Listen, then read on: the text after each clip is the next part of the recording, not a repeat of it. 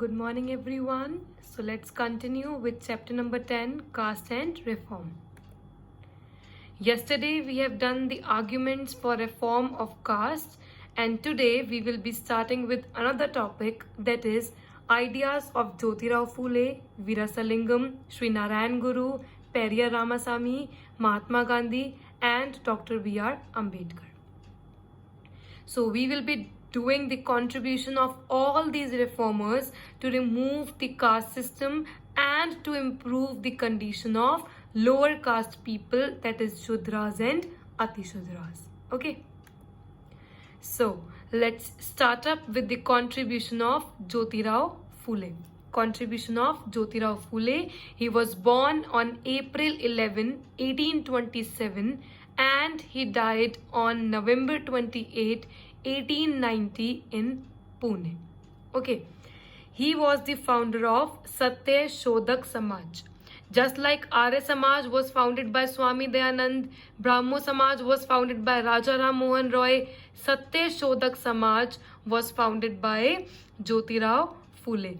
And he founded it in 1848 in Maharashtra for the upliftment of oppressed classes. और ये found कब किया उन्होंने? 1848 में फाउंड किया. कहाँ पे? इन महाराष्ट्र. और इसका पर्पस क्या था? For the upliftment of oppressed classes. Oppressed classes means the lower caste. Okay. Second, he open many schools for lower class girls. ये हमने विमेन एंड रिफॉर्म वाले चैप्टर में भी पढ़ा था कि ज्योतिराव फूले ने बहुत सारे स्कूल्स, बहुत सारे एजुकेशनल इंस्टीट्यूशंस ओपन किए एक्सक्लूसिवली फॉर द गर्ल्स, और इसके अलावा गर्ल्स भी कौन सी? जो लोअर कास्ट की है. ठीक है. Third, he condemned, he showed hatred towards the caste structure. Caste structure का मतलब क्या है? सबसे ऊपर ब्राह्मण्स और क्षत्रियाज रहेंगे, फिर वैश्याज रहेंगे और फिर शूद्राज और अतिशूद्राज रहेंगे. तो he showed hatred towards the caste structure. जो स्ट्रक्चर था उस टाइम पे कास्ट का, उसके towards he showed hatred, he showed anger and open the gates of his samaj for everyone without any discrimination. बिना किसी डिस्क्रिमिनेशन के उन्होंने अपने सत्य शोधक समाज के जो गेट्स हैं, मतलब हर कोई इस समाज का बेनिफिट ले सकता है. ये कोई तरह का डिस्क्रिमिनेशन नहीं करेंगे between a lower caste and an upper caste. ठीक है. He was against the supremacy of Brahmins and started practice of performing marriage ceremony without Brahman priest. जिस तरह का घमंड था ब्राह्मण्स में, उसके लिए उसके अगेंस्ट इन्होंने क्या करा? क्योंकि ये क्या थे? तो जो सुप्रीमेसी, जो ब्राह्मण्स की जो घमंड था कि हम इतने ऊपर हैं, हम सुपीरियर हैं, बाकी सब इंफीरियर हैं और उनको हमारी सारी बात माननी पड़ेगी, हम आगे बैठेंगे वो पीछे बैठेंगे, उनको टेम्पल एंट्री नहीं दी जाएगी. ये सारी जो भी सुप्रीमेसी थी, ये सारा जो भी घमंड था, ये सारा जो भी लॉज, रूल्स, रेगुलेशंस जो ब्राह्मण्स के थे, Jyotirao Phule was against it. And he started practice of performing marriage ceremonies with Brahman, without Brahman priest. मतलब जो ब्राह्मण पंडित होते थे उनके बिना ही उन्होंने शादियां करवाना स्टार्ट कर दिया. क्यों? क्योंकि लोअर कास्ट पीपल को टेम्पल एंट्री तो दी जाती नहीं थी, तो शादी तो बहुत दूर की बात है उनकी. इसीलिए इन्होंने बिना पंडितों की शादी करवाना भी अपने लेवल पे इन्होंने स्टार्ट कर दिया. For his good work he was given the name of Mahatma. जो भी इन्होंने अच्छा काम करा है for the upliftment of lower caste, girls को एजुकेशन प्रोवाइड किया, अपना जो सत्यशोधक समाज है इसके गेट्स हर एक इंडिविजुअल के लिए, चाहे लोअर कास्ट है चाहे अपर कास्ट है, हर एक इंडिविजुअल के लिए बिना किसी डिस्क्रिमिनेशन के खुले रखे. He was against the supremacy of Brahmins. Brahmins की जो घमंड था, उनके जो रूल्स रेगुलेशंस लॉज थे उसके अगेंस्ट थे. बिना पंडितों के उन्होंने शादियां स्टार्ट करने लग गई, शादियां करवाना स्टार्ट कर दिया. ये सारे अच्छे काम के लिए he was given the name of Mahatma. उसके बाद इनको महात्मा बोला जाने लगा. So this is the contribution of Jyotirao Phule from 1827 to 1890. His justification, today we are only focusing on the contribution of Jyotirao Phule. So, in this topic, his justification, by his I mean Jyotirao Phule himself. Okay. His justification for the criticism of caste inequality in society. अभी जैसे अपन ने women and reform में पढ़ा था कि राजा राम मोहन रॉय ने, ईश्वर चंद्र विद्यासागर ने अपने स्टेटमेंट्स को, अपने आर्ग्यूमेंट्स को जस्टिफाई करने के लिए एंशियंट टेक्स्ट को यूज में लिया. सिमिलरली इन्होंने अपने जस्टिफिकेशन के लिए कि जो कास्ट इनइक्वालिटी हो रही है, कि जो कास्ट के रिगार्डिंग जो भी प्रॉब्लम हो रही है, जो सफरिंग्स हो रही है लोअर कास्ट पीपल को, उसको क्रिटिसिज्म शो मतलब उसको ये दिखाते हुए अपने स्टेटमेंट को कि हाँ हमारी सोसाइटी में क्या है, कास्ट इनइक्वालिटी है, इन्होंने किस तरह से जस्टिफाई किया। मतलब अपने स्टेटमेंट दिए सिर्फ ये शो करने के लिए कि जब अगर आप इस तरह से अपना ये कास्ट सिस्टम कंटिन्यू करेंगे तो आप ये बताइए कि आप है कौन। जैसे उन्होंने लिया यूज में राजा राम मोहन रॉय ने कि एंशियंट टेक्स्ट में है नहीं तो आप होते कौन हो, ये वुमेन और विमेन के रिगार्डिंग ऐसे लॉज बनाने के लिए। तो इसी तरह से इन्होंने भी कुछ अपने जस्टिफिकेशंस दिए। ठीक है, फर्स्ट ब्राह्मण्स वही जो अपर कास्ट है, were claiming that they were superior to others since they were Aryans. वो सबसे पहले क्लेमिंग का मतलब क्या है, देवर डिक्लेयरिंग। ब्राह्मण्स क्या बोलते थे कि हम सुपीरियर हैं, बाकी लोग इंफीरियर हैं। क्यों? क्योंकि हम कौन है, हम आर्यंस हैं। अब जरा हम पढ़ते हैं कि आर्यंस कौन थे। बट फूले आर्ग्यूड, ये स्टेटमेंट पे ही फूले ने क्या करा, आर्ग्यूमेंट करा। He said, he means Jyotirao Phule, he said that Aryans were foreigners who came from outside the subcontinent and then defeated and conquered the true children of country. True children of country means those who lived here from before the coming of Aryans. अगर Brahmins अपने आप को यही बताते हैं कि हम superior हैं क्योंकि हम आर्यंस हैं, तो जरा ये भी सुन लो फूले ने क्या कहा है कि आर्यंस वो लोग थे। आर्यंस, अगर आप अपने आप को आर्यंस बताते ही हैं तो ये भी सुन लीजिए कि आर्यंस वो फॉरेनर्स थे, वो लोग थे जो हमारी कंट्री में आए। फिर इन्होंने क्या करा, they defeated, they conquered, they subjugated the true children of country. जो आर्यन से पहले ही वहां रहते थे उनको उन्होंने क्या करा, डिफीट करा। तो अगर आप आर्यंस हैं तो आप वो लोग हैं जो आप बाहर से आए हैं, और आपने क्या करा है, हमारी कंट्री में जो हमारी कंट्री के रहने वाले लोग हैं उनको आपने डिफीट करा है, उनको आपने सब्जुगेट करा है, उनको आपने कॉन्कर किया है। ठीक है, as Aryans establish that dominance they began looking at the defeated population as inferior. अब क्योंकि आर्यंस ने क्या करा है, पॉपुलेशन को डिफीट कर दिया है। आर्यन ने क्या करा है, जो पहले लोग रहते थे कंट्री में उन लोगों को डिफीट कर दिया, उनको कॉन्कर कर दिया है। तो अब उन्होंने अपना डोमिनेंस स्टैब्लिश कर दिया है, और जो पॉपुलेशन जिनको उन्होंने डिफीट किया था, जिनको उन्होंने सब्जुगेट करा था, उनको वो क्या मानने लग गए, सुपीरियर, और अपने आप को क्या मानने लग गए हैं, वो उनको क्या मानने लग गए हैं, इंफीरियर, और अपने आप को क्या मानने लग गए हैं, वो सुपीरियर। ठीक है, according to Phule upper caste people had no right to land and power.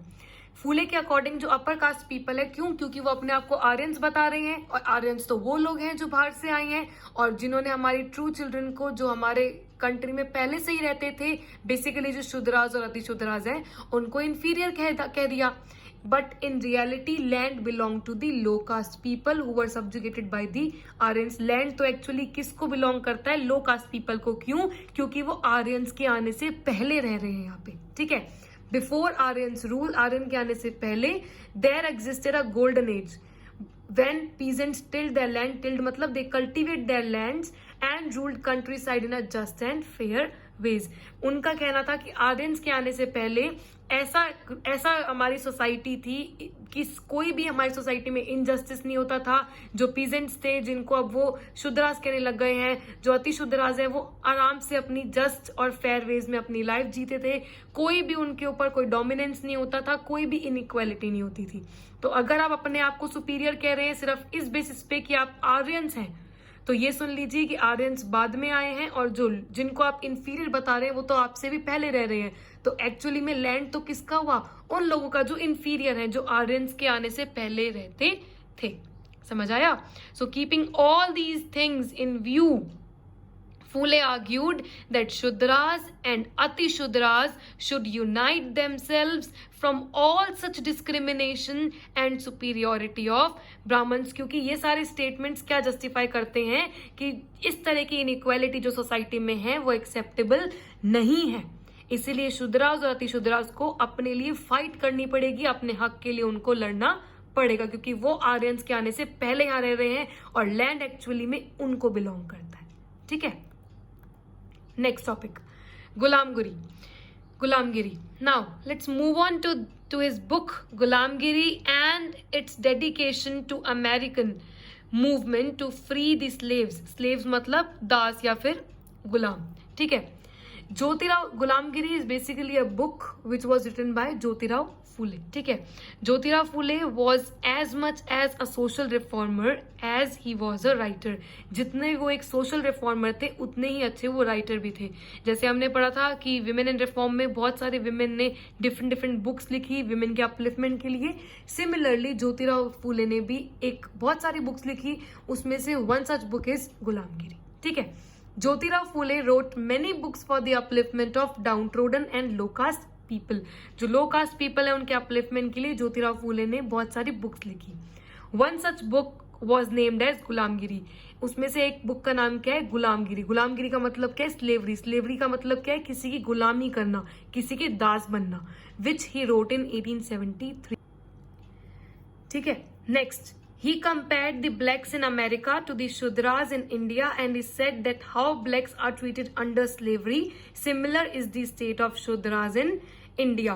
अच्छा, इन्होंने क्या करा है? ज्योतिराव फूले ने अपनी बुक में कंपैरिजन करा है. पहला किसको किसको किससे कंपेयर करा है? अमेरिका में जो ब्लैक्स रहते थे. तो बेसिकली उस टाइम पे एक तरह का रेसिज्म होता था जिसमें ब्लैक्स और व्हाइट्स के बीच में डिस्क्रिमिनेशन होता था, अनलाइक नाउ.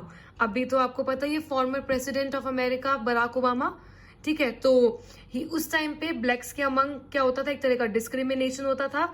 और इन्होंने क्या करा है? अमेरिका में जो ब्लैक्स थे उनको किससे रिलेट करा है? जो इंडिया में शूद्रास हैं. मतलब इन दोनों की ही जो सिचुएशन है, जो सिनेरियो था उस टाइम पे, वो बिल्कुल सिमिलर था. जो सफरिंग्स थी उस टाइम पे इन दोनों की क्या थी? सिमिलर थी. इनको क्या किया जाता था? इनको इनके साथ भेदभाव, इनके साथ पार्शियलिटी की जाती थी, इनइक्वालिटी की जाती थी. And he said that how blacks are treated under slavery, similar is the state of Shudras in India. जिस तरह से ब्लैक्स का ट्रीटमेंट होता था अमेरिका में, वैसी ही सिचुएशन किसके साथ हुई पड़ी है? शूद्रास के उस साथ हुई पड़ी है इन इंडिया. शूद्रास मतलब जो लोअर कास्ट है. Therefore, we need to uplift Shudra and we need to bring a reform movement. इसलिए हमें शूद्रास को के अपलिफ्टमेंट के लिए क्या करना चाहिए? एक रिफॉर्म मूवमेंट, एक ऐसी मूवमेंट लानी चाहिए जिसमें हम शूद्रास के अपलिफ्टमेंट के लिए लड़े, हम उनके हक के लिए लड़े और उनको इक्वल स्टेटस प्रोवाइड करें. He dedicated this book to American movement which aimed at freeing the slaves because of following reasons. इन्होंने ये जो बुक है ये अमेरिकन मूवमेंट के टूवर्ड्स डेडिकेट की है कि जैसे अमेरिकन मूवमेंट स्टार्ट हुई वैसे ही हम एक रिफॉर्म मूवमेंट स्टार्ट करते हैं. क्यों? क्योंकि अमेरिकन मूवमेंट में जो स्लेव्स थे, जो ब्लैक्स थे, उनको स्लेवरी से फ्री कर दिया गया था. उस मूवमेंट के थ्रू वो फ्री हो गए थे, वो लिबरलाइज हो गए थे. सिमिलरली अगर हम भी कोई ऐसी मूवमेंट स्टार्ट करते हैं तो हम भी शूद्रास को कर सकते हैं. ऐसे बिहेवियर से जो अपर कास्ट उनके टूवर्ड्स रख रही है उनको लिबरेट कर सकते हैं. Because of the following reasons. First, he was appreciative of American Civil War which happened between 1861 to 1865 which resulted in the emancipation of slaves. American Civil War basically वो war होता है जो common people के towards होता है, ठीक है, के बीच में होता है. तो अमेरिकन सिविल वॉर हुआ 1861-65 के बीच में, जिसका रिजल्ट क्या निकला? Emancipation of slaves. मतलब जो भी सारी स्लेवरी थी, जो भी गुलामी थी, जो भी अनइक्वल ट्रीटमेंट था ब्लैक्स के टूवर्ड्स के साथ, वो अब क्या हो चुका था? रिमूव हो चुका था. Second, he found a link between the position of black slaves and the lower caste. जो ब्लैक स्लेव्स थे उनको किससे कंपेयर करा, किससे रिलेट करा? जो अपने इंडिया में लोअर कास्ट है, क्योंकि जिस पोजीशन पे उस टाइम पे ब्लैक थे उसी पोजीशन पे अब इस टाइम पे क्या है? शूद्रास है. He wanted to start a movement for emancipation of lower caste. जैसे वहां पे अमेरिकन मूवमेंट हुई, ऐसे ही हम भी एक रिफॉर्म मूवमेंट स्टार्ट करेंगे. ऐसी मूवमेंट जो कि चेंज लेके आएगी और सारे इविल्स को क्या करेगी? रिमूव करेगी. In the American civil war those who struggled against injustice were successful. क्यों? क्योंकि अमेरिकन सिविल वॉर जब 1861-65 के बीच में हुआ था, उसमें जिन जिन लोगों ने इनजस्टिस के अगेंस्ट लड़ाई की उनको क्या मिला? सक्सेस मिला. ऐसे ही अगर हम भी एक रिफॉर्म मूवमेंट स्टार्ट करते हैं तो हमें भी क्या मिलेगा? सक्सेस मिलेगा. और जो लो कास्ट और अपर कास्ट के बीच में जो डिस्क्रिमिनेशन है वो क्या हो जाएगा? रिमूव हो जाएगा. ठीक है, तो यह है उनकी बुक गुलामगिरी. और उन्होंने इस गुलामगिरी को कब लिखा, कहाँ पे लिखा, किसके लिए लिखा, क्या उनका पर्पस था और क्यों लिखा, और क्यों उन्होंने अमेरिकन मूवमेंट से ही उनको रिलेट करा. ठीक है. The last topic of today, that is why was Jyoti Rao Phule critical of national movement. अच्छा, national movement देखो, नेशनल मूवमेंट 1885 में इंडियन नेशनल कांग्रेस फॉर्म हुई थी और आईएनसी के फॉर्म होने के बाद आईएनसी के जो लीडर्स थे उन्होंने नेशनल मूवमेंट स्टार्ट की। नेशनल मूवमेंट बेसिकली किसको फोकस कर रही थी कि अब हमें ब्रिटिशर्स से क्या चाहिए, फ्रीडम चाहिए। अब हमारी कंट्री में नेशनलिज्म की फीलिंग्स जनरेट होने लग गई, अब हमको फ्रीडम चाहिए, अब हमको लिबरलाइजेशन चाहिए। ठीक है, तो उन्होंने नेशनल मूवमेंट स्टार्ट की जो आईएनसी के लीडर्स थे। अब यहाँ पे क्वेश्चन क्या है कि ज्योतिराव फूले और ज्योतिराव फूले के साथ एक और लीडर थे रामास्वामी नायकर, कि ज्योतिराव फूले और रामास्वामी नायकर इस नेशनल मूवमेंट के अगेंस्ट क्यों थे। ठीक है, ज्योतिराव फूले और रामास्वामी नायकर ये दोनों दो ऐसे लीडर्स थे जो नेशनल मूवमेंट उस टाइम पे स्टार्ट की गई थी by the leaders of INC, उसके ये अगेंस्ट थे। क्यों अगेंस्ट थे देखते हैं। First, the national movement was more of a political movement than a social movement. Jyotirao Phule को लगता था और रामास्वामी नायकर को लगता था कि नेशनल मूवमेंट जो है वो क्या एक तरह की पॉलिटिकल मूवमेंट है, ना कि सोशल मूवमेंट। मतलब वो सिर्फ पॉलिटिकल बेसिस पे चल रही है, वो सोसाइटी के अपलिफ्टमेंट के लिए कुछ नहीं चाह रही है। वो सिर्फ ये चाहती है कि कंट्री में लिबरेट हो जाए, कंट्री हमारी फ्रीडम, कंट्री को हमारी फ्रीडम मिल जाए। बस उनको सोसाइटी के वेलफेयर, उनको सोसाइटी के अपलिफ्टमेंट के लिए कोई भी वो कुछ नहीं चाहती सोसाइटी के अपलिफ्टमेंट के लिए। ठीक है, तो ये इनका फर्स्ट रीजन था। Second, national movement focused in fighting against foreign imperialism rather than curing the society. National movement ने मेन फोकस अपना कहां पे रखा, फॉरेन इंपीरियलिज्म, फॉरेन रूल से लड़ने के लिए, फॉरेन रूलर्स से लड़ने के लिए, ना कि अपनी सोसाइटी को क्योर करने के लिए, अपनी सोसाइटी को बचाने के लिए। तो उनका ये दूसरा रीजन था जिस वजह से ये नेशनल मूवमेंट के अगेंस्ट थे। Third, lower caste were asked to sit at distance from upper caste. ये आप सब लोग ही जानते हैं, मैंने आपको कल भी बताया था कि लोअर कास्ट पीपल जो थे उनको कोई भी प्रोग्राम होता था तो लोअर कास्ट पीपल पीछे बैठते थे और अपर कास्ट पीपल आगे बैठते थे। तो ये जब इस तरह की प्रॉब्लम्स कंट्री में चल रही हैं और हम जो मूवमेंट ऑर्गेनाइज कर रहे हैं नेशनल मूवमेंट, वो इन सिचुएशन को, इन प्रॉब्लम पे फोकस नहीं कर रही है। यही इनका मेन आर्ग्यूमेंट था, यही इनका मेन प्रॉब्लम था कि ये नेशनल मूवमेंट को सपोर्ट क्यों नहीं कर रहे थे। Fourth, these leaders means Jyotirao Phule and Ramaswamy Naikar. These leaders felt that the nationalists could do no good to the untouchable. जो नेशनलिस्ट हैं, जो नेशनल मूवमेंट जिन्होंने स्टार्ट किया है, जो नेशनलाइजेशन चाहते हैं, जो फ्रीडम चाहते हैं, वो अनटचेबल्स के साथ तो कुछ भी अच्छा करने वाले हैं नहीं। अनटचेबल्स को तो वो इग्नोर ही करेंगे। ठीक है, ये उनका फोर्थ रीजन था।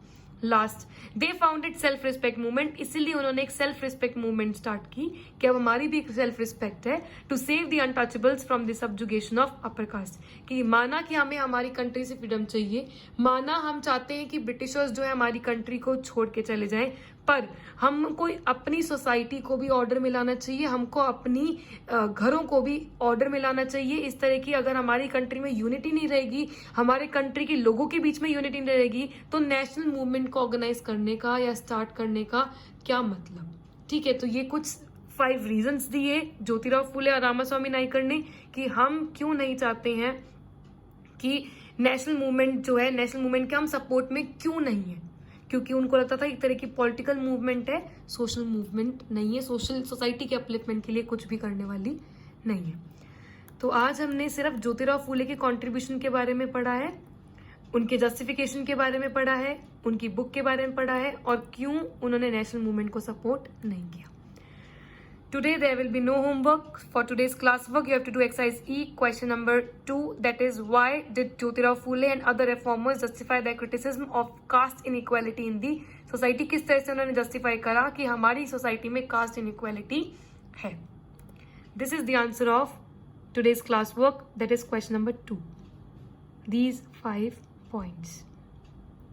Now let's move on to the general question. Do you agree with the statement of Jyotirao Phule that national movement was more of a political movement than a social movement? क्या आप agree करते हैं इस statement से जो ज्योतिराव फूले ने दिया और रामास्वामी नायकर ने दिया कि नेशनल मूवमेंट जो है वो एक तरह की पॉलिटिकल मूवमेंट है, वो सोशल मूवमेंट नहीं है, वो सोसाइटी के वेलफेयर के लिए कुछ नहीं कर रही, वो सिर्फ अपनी कंट्री को फ्रीडम दिलाने के लिए सब कुछ कर रही है। Again, do not attempt this question in your notebook. Just give me the answer in yes or no in the comment section below. And if you have any doubts or queries, do ask me. I hope you understood everything. See you soon. Thank you.